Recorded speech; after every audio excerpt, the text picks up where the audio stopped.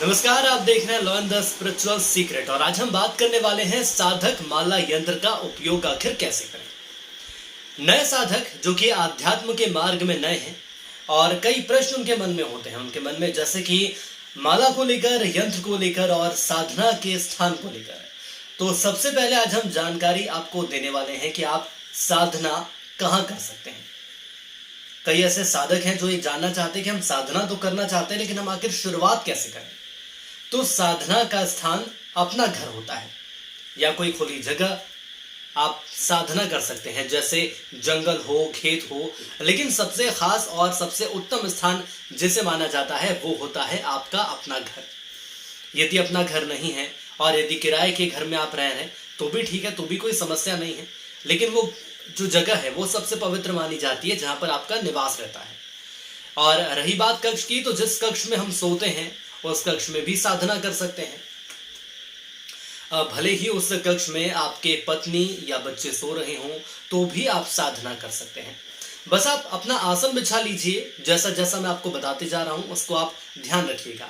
आप अपना आसन बिछा लीजिए। जिस देवी या देवता को हम पूज रहे हैं, जिनकी पूजा हम कर रहे हैं, उनके चित्र के सामने हमें बैठना है और इसके साथ ही हमें यंत्र भी रखना है। यंत्र आप जरूर रखें और सामने बैठकर जाप कर सकते हैं, इसमें कोई भी दोष नहीं होता है। लेकिन घर में या मंदिर में ही सात्विक साधना की जाती है, इस बात का आप ध्यान रखिएगा। तो यह तो रही पहली बात। और दूसरी बात यह है कि माला का आखिर हम क्या करें। साधक ये भी जानना चाहते हैं कि आखिर हम माला से क्या कर सकते हैं, माला का क्या उपयोग है। तो देखिए, माला जो उपयोग में ली जाती है, प्राण प्रतिष्ठा जो की जाती है, साधना में प्राण प्रतिष्ठा माला जो उपयोग की जाती है उसका लाभ ज्यादा होता है, क्योंकि कहीं ना कहीं जो गुरु ने आपको माला दी है, जो गुरु आप जिसे मानते हैं, उनके द्वारा जो आपको माला दी जाती है उसमें उनकी ऊर्जा का भी समावेश रहता है। आपके गुरु की ऊर्जा का भी उपयोग उस माला में रहता है। उनके द्वारा कोई सी भी दी गई वस्तु या माला जो वो देते हैं उसका लाभ ज्यादा होता है, क्योंकि आप अकेले नहीं होते हैं, आपके ऊपर उनका हाथ रहता है। और इस तरह से ये कहा जा सकता है कि जो माला रहती है उसकी जो शक्ति रहती है वो और ज्यादा बढ़ जाती है। अब ये तो हमने माला की बात कही, लेकिन इसके बाद यदि हम यंत्र की बात कर लेते हैं तो अब साधक ये जानना चाह रहे हैं कि आखिर यंत्र के साथ हम क्या करें। तो यंत्र में भी आंशिक रूप से शक्ति उत्पन्न कर दी जाती है। जब आपके घर में यंत्र आता है तो उस यंत्र में देवी या देवता की ऊर्जा उपस्थित रहती है, तो उस यंत्र के अंदर देवी देवताओं की ऊर्जा मौजूद रहती है। यंत्र के नियमित रूप से पूजा करने से उसकी शक्ति एक वक्त के बाद, एक समय के बाद धीरे धीरे बढ़ने लगती है। जी हाँ, यदि आप लगातार पूजा करते हैं, सेवा करते हैं, तो यंत्र धीरे धीरे और तेजवान हो जाता है। और यंत्रों से चमत्कार होते हुए भी देखे गए हैं, जैसे कि अचानक, मैं यदि उदाहरण की बात करूं तो अचानक यंत्र की गर्मी बढ़ जाना, या माचिस लगाते वक्त अचानक माचिस का जल जाना, ये तमाम ऐसी बातें होती हैं। यदि अंकुरित बीज को हम रखते हैं तो उसके अंदर से अंकुरन का बढ़ना, इसलिए यंत्र स्थापित किए जाते हैं, क्योंकि शक्ति धीरे धीरे बढ़ती जाती है। अब जैसे कि व्यापारी अपनी दुकानों में त्रिशूल विसा यंत्र होता है जो कि दुकानों में स्थापित किया जाता है सभी वास्तु दोषों को समाप्त करने के लिए और आमदनी बढ़ाने के लिए। सीधी सी बात है, क्योंकि आमदनी तो हर व्यक्ति बढ़ाना चाहता है। बिना आमदनी किए आप साधना भी बहुत अच्छे से नहीं कर सकते हैं। और यदि आमदनी आपके पास होती रहेगी तो आपका मन भी शांत रहेगा, तसल्ली से आप अच्छे से साधना कर सकते हैं। इसके पहले पिंडदान की भी हमने आपको जानकारी दी थी। 30 से 40 हजार रुपये वहां पर आपके लगते हैं, कैसे खर्च करेंगे, किससे मांगेंगे, तो ये सारी चीजों का ध्यान रखें। त्रिशूल विसा यंत्र की मैं बात कर रहा था, इंद्राणी यंत्र, और इसके अलावा लक्ष्मी जी का एक ऐसा यंत्र जिसमें लक्ष्मी जी खड़ी रहती हैं।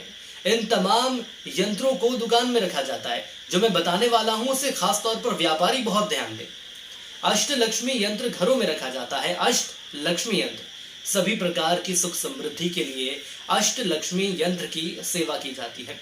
यदि आप चाहते हैं कि धन धान्य हमारे यहाँ रहे, हमारे यहाँ लक्ष्मी जी हमेशा रहे, पैसों की समस्या कभी आपके सामने ना आए, आपका जीवन सुखमय बीतता रहे, तो उसके लिए आपको इन यंत्रों की स्थापना करनी रहती है।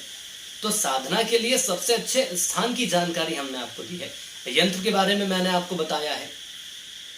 और अब मान लो आपकी आपके पास यंत्र भी नहीं है और आप साधना करना चाहते हैं। अब ऐसी स्थिति में हम क्या कर सकते हैं, क्योंकि कई ऐसे साधक हैं जिनके पास यंत्र नहीं होते हैं, साधना करना चाहते हैं। आखिर ये तमाम चीजें हर व्यक्ति के पास तो उपलब्ध नहीं होती। लेकिन यदि आप साधना का अनुभव करना चाहते हैं तो आप देवी देवता के चित्र के सामने साधना कर सकते हैं। जी हाँ, साधना सिर्फ एक चीज से की जाती है और वो होती है सच्ची श्रद्धा और भक्ति। कई साधक ऐसे हैं जो ये जानना चाहते हैं कि हमें नौकरी करते हुए लंबा वक्त हो गया है लेकिन हमें मन मुताबिक सफलता नहीं मिली है। ऐसे एक या दो साधक नहीं है, हजारों लाखों करोड़ों की संख्या में ऐसे साधक हैं जो कि परेशान हो चुके हैं नौकरी से। प्राइवेट नौकरी हो, सरकारी नौकरी हो, परेशान हो गए हैं कि सफलता नहीं मिल रही, आगे नहीं बढ़ पा रहे हैं। ऐसे साधकों को हम कहना चाहते हैं कि हमेशा नौकरी में सफलता नहीं मिलती है। कई लोग ऐसे भी हैं जिन्हें व्यापार में सफलता मिलती है। कई लोग प्रयत्न करते हैं लेकिन नौकरी नहीं मिली, और कई ऐसे भी लोग हैं जो कि प्राइवेट नौकरी करते हुए 5 से 6 साल हो गए हैं, इससे भी ज्यादा का वक्त हो गया है, लेकिन उनकी अभी तक उन्नति नहीं हुई है जो उन्नति उनकी होनी चाहिए थी। अब ऐसे में साधक ये जान ले कि उनके भाग्य में नौकरी ना व्यापार करना ही लिखा है, नौकरी नहीं लिखी है, व्यापार करना लिखा है। श्रद्धालुओं, साधना में सबसे ज्यादा शक्ति होती है और इसका अनुमान इस बात से लगाया जा सकता है कि एक गृहस्थ साधक भी अगर किसी को चाहे तो किसी भी व्यक्ति का विनाश कर सकता है। जी हाँ, बस अगर आपने सिर्फ और सिर्फ स्रोत मां बगलामुखी का स्रोत करना भी आपने शुरू कर दिया तो उसके विनाश के लिए और हर सप्ताह अगर हवन आप करते गए तो यह स्वाभाविक है और यह मान के चलिएगा कि जो व्यक्ति है वो बर्बाद हो जाएगा या उसके जीवन में इतनी परेशानियां आएंगी कि वो अपने जीवन से हार मान जाएगा। मरेगा तो नहीं वो व्यक्ति, लेकिन यह है कि वो मरे के समान हो जाएगा। तो ये तमाम ऐसी जानकारी मैंने आपको दी कि आखिर कैसे हम साधना कर सकते हैं, क्या इसकी कुछ बुनियादी सुविधाएं हैं, जो बुनियादी चीजें हैं वो होनी चाहिए। लेकिन इसके साथ ही साथ यदि मैं बात करूं साधना की, तो गायत्री साधना की भी बात हम करते हैं। श्रद्धालु, गायत्री साधना के तमाम लाभ होते हैं जिसकी जानकारी आपको होना जरूरी है। दरअसल बुद्धि विवेक हमें मिला है तो गायत्री माता का पूजा और अर्चना हमें करनी चाहिए। जब यही पूजा साधना के रूप में हम करेंगे तो बुद्धि का विकास होगा, ज्यादा से ज्यादा हमें लाभ मिलेगा। भौतिक रूप से ऐसे लोगों का सानिध्य मिलेगा जो कि ज्ञानी हैं और आपके ज्ञान को आगे बढ़ाने में वो आपकी मदद कर सकते हैं। ज्ञानी लोगों के साथ बैठेंगे तो निश्चित सी बात है कि ज्ञान आपका बढ़ेगा, लेकिन ऐसे ज्ञानी लोगों के साथ हम बैठे ना जिसका हमें फायदा मिले, जो कि हमें आगे ले जाए।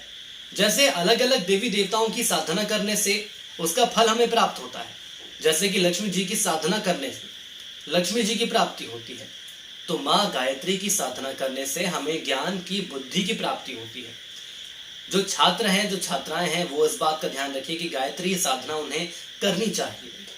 अब रही बात संतान प्राप्ति की, तो जिनके भाग्य में संतान सुख है उन्हें तो वो प्राप्त होता है, ये तय है, और इस पर हम साधना कर सकते हैं कि आखिर हमारी संतान कैसी है, कोई पुण्य आत्मा हमारे घर में आए, इसके लिए हम साधना कर सकते हैं।